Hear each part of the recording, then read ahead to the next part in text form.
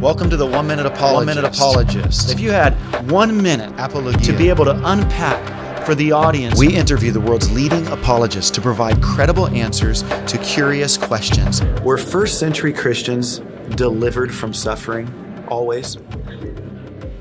What if I said first century Christians were almost never delivered from their suffering? Mm-hmm. You know, you hear this so many times. Why doesn't God do for us what he did in the New Testament? And you go, oh, you mean like always removing from suffering?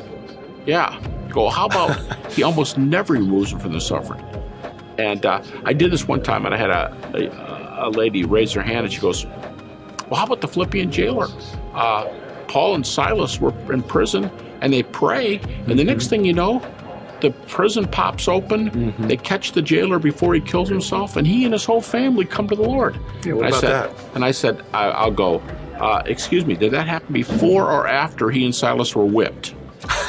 That's good. And between the first one and the second one, did Paul go, oh, no more, Lord, one's enough, oh, two's enough, 20, 21, oh. Like every time, how many times do you think he wished he were taken from it? But over and over again in Scripture and the New Testament, almost always the person goes through the pain. In fact, take the life of Jesus. There's about 8 instances where humanly speaking, it'd be neat if he were removed. He was never removed from the suffering scot-free. Now, you might think, well, how about when Joseph saw the dream and baby Jesus was taken away? That's the closest you're going to get. Unfortunately, all the babies who stayed behind were killed.